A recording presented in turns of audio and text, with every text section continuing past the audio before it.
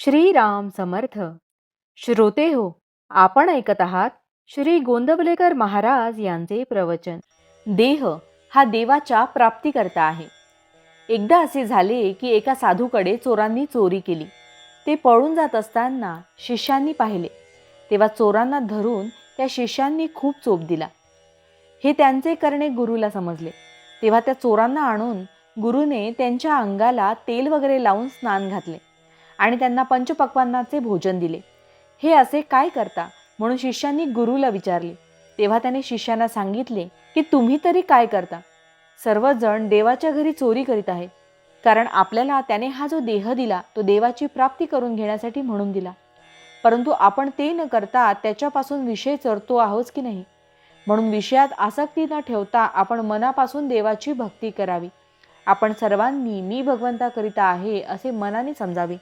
सर्व ठिकाणी भगवंतच भरलेला आहे अशी मनाची पक्की खात्री झाल्यावर मग द्वैत आपोआप नाहीसे होऊन जी एकाग्रता साधते तीच खरी समाधी होय. संत काय करतात? आपण चुकीची वाट चालत असताना अरे तू वाट चुकलास अशी जागृती आपल्याला देतात आणि खरा मार्ग दाखवितात. ते सदा सर्वदा समाधी सुख भोगीत असतात आणि नेहमी भगवंताविषयी सांगत असतात. भगवंताच्या लीला पाहणाऱ्यांनाच खरा आनंद मिळतो. आपण एक दाणा शेतात पेरावा आणि त्याबद्दल 1000 दाणे घ्यावे, ही भगवंताची लीला आहे. भगवंताच्या ठिकाणी जे जे आहे ते सर्व आपल्या ठिकाणी आहे. जसा मारुतीमध्ये देव अंश होता तसा तो आपल्यामध्येही आहे. त्याने तो फुलविला, आपण तो झाकून विझवून टाकला. मारुतीचे ध्येय डोळ्यासमोर ठेवावे.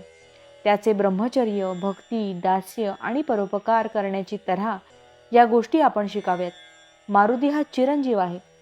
ज्याची तशी भावना असेल त्याला अजूनही त्याचे दर्शन होईल. मारुतीला सर्व सृष्टी रामरूप दिसली. हेच खरे भक्तीचे फळ आहे. उपासक देहाला विसरला की उपास्य मूर्तीमध्ये त्याला जिवंतपणा अनुभवाला येऊ लागेल. माझ्या देवाला हे आवडेल का अशा भावनेने जगात वागावे.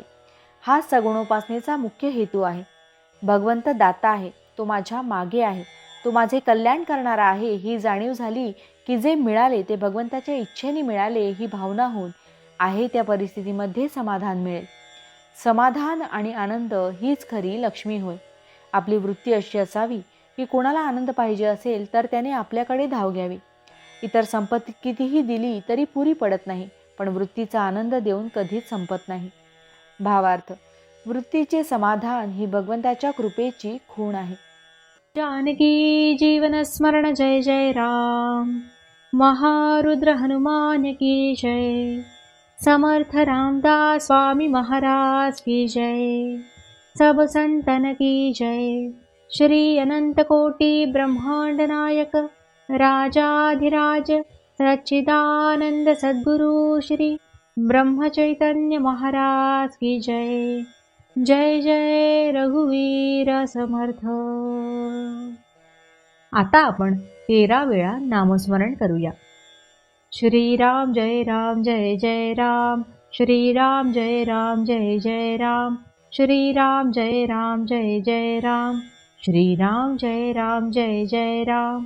श्रीराम जय राम जय जय राम. श्रीराम जय राम जय जय राम. श्रीराम जय राम जय जय राम.